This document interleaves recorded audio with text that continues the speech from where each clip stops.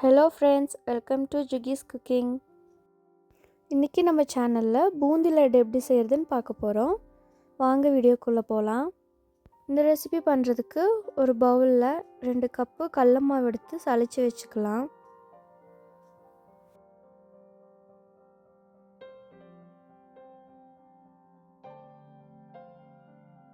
இப்போ இந்த சலிச்ச மாவை பெரிய மிக்சிங் பவுலுக்கு மாற்றிக்கலாம்.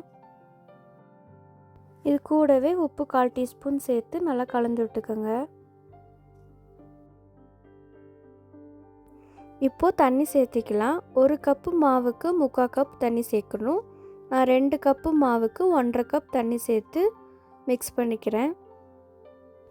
தண்ணி கொஞ்சம் கொஞ்சமாக சேர்த்து கட்டி இல்லாமல் எல்லாம் மிக்ஸ் பண்ணி வச்சுக்கலாம். இப்போ ஒரு பாத்திரத்தில் எண்ணெய் நல்லா சூடு பண்ணிக்கலாம். இந்த மாதிரி ஜார்னி வச்சு நம்ம ரெடி பண்ணியிருந்த மாவை ஊற்றிக்கலாம். அப்போ அழகாக பூந்தி வந்துடும். இப்போ இந்த பூந்தியை நம்ம 20லேருந்து 30 செகண்ட்குள்ளவே எடுத்துடணும்.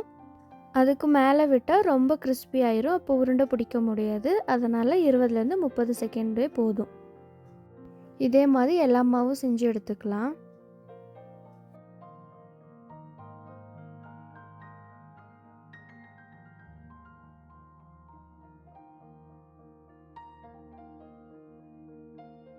அவ்வளோதான், பூந்தி ரெடி ஆகிடுச்சு. இப்போ இந்த பூந்தியில் பாதி அளவுக்கு எடுத்து ஒன்றும் பாதியுமாக அரைச்சி வச்சுக்கோங்க. இப்போது அரைச்ச பூந்தி இது கூட சேர்த்து மிக்ஸ் பண்ணி வச்சுக்கோங்க. இப்போது சர்க்கரை பாகு செய்கிறதுக்கு 1 கப்பு சர்க்கரைக்கு 1/2 கப்பு தண்ணி சேர்த்துட்டா போதும். இது கூடவே 2 ஏலக்காய் சேர்த்து நல்லா கொதிக்க விட்டுக்கலாம்.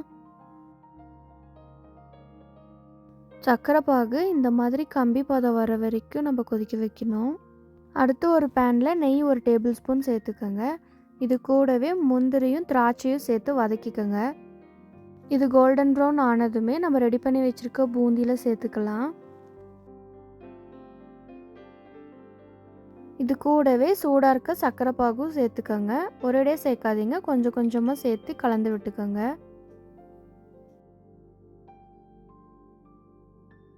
நான் ஃபுட் கலர்ஸ் எதுவும் ஆட் பண்ணாமல் தான் செஞ்சுருக்கேன். உங்களுக்கு தேவைப்பட்டால் மாவு கலக்கும் போதே கொஞ்சமாக எல்லோ ஃபுட் கலர் சேர்த்து கலந்துக்கோங்க.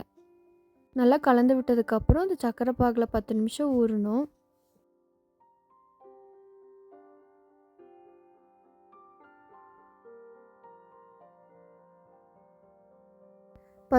ஊறினதுக்கப்புறம் எல்லாத்தையும் இது மாதிரி உருண்டை பிடிச்சிக்கலாம். இதே மாதிரி நீங்களும் செஞ்சு பார்த்துட்டு உங்கள் ஃபீட்பேக்கை கமெண்ட்ஸில் சொல்லுங்கள். இந்த வீடியோ உங்களுக்கு பிடிச்சிருந்தா லைக் பண்ணுங்கள், கமெண்ட் பண்ணுங்கள், சப்ஸ்கிரைப் பண்ணுங்கள், உங்கள் ஃப்ரெண்ட்ஸுக்கு ஷேர் பண்ணுங்கள். அடுத்த வேற ஒரு வீடியோவில் பார்க்குறேன். பாய்.